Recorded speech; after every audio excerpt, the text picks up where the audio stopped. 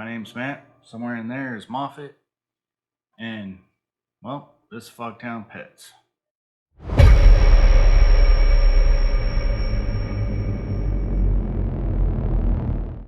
Today I'm going to be talking to you about gopher snakes. They're also related to bull snakes, pine snakes, and these guys are probably one of the easiest to take care of. In fact, if you end up looking for a care guide on gopher snakes, more than likely you're going to end up finding a butt ton of the bull snake care guides, which you still use. These still are that simple to take care of. Just add some dry substrate like aspen here, and away you go. Humidity is really easy. It's 40 to 60% humidity, and in fact your average household runs between 30 to 50.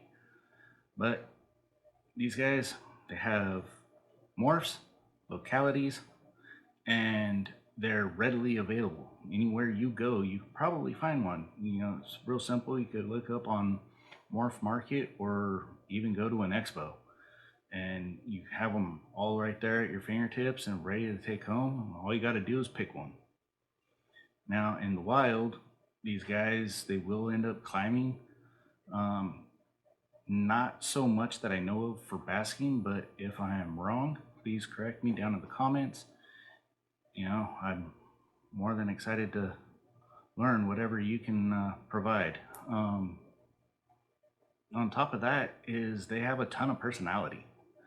Is Moffat here, you know, I've had him for about a year now, and on top of that, I've learned 3 key things when it comes to taking care of him and handling him.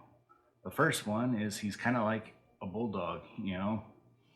He will act real big and tough and might hiss, and then all of a sudden, once I actually get interacting with him, he calms down. Second one, he's kind of like your little stoner friend, and you know, he loves you. He'll end up slithering all around, investigating, being super curious. And the third one is absolutely when he does not want to be picked up, which I'd rather have that than playing the guessing game with any other ones, because let's face it, snakes do not like being held. They're not very cuddly. They just tolerate it. You know, it's handling them is more for our enjoyment. But on top of that is when he's you know, showing that he doesn't want to be held, he is a lot more vocal, because they will hiss, and they hiss loud. Even Moffat here is about 2 foot, and he gets very vocal. You know, he will come up to look like he's about to strike. Don't worry, they're not venomous. He'll end up just headbutting you. It's kind of cute, a little boop. And then on that, they will rattle their tail. You know, they do get mistaken in the wild for rattlesnakes. You know, they have very beautiful saddling going down their back. Moffat here is a normal, but he does have like a burgundy going down his back a little bit, which is mixed right in with his brown saddles. It's gorgeous. So keep in mind, these guys, they're not the kings of the industry, but they are a special treat to have and a pleasure to own. You know, I walk in and end up finding him in all different places.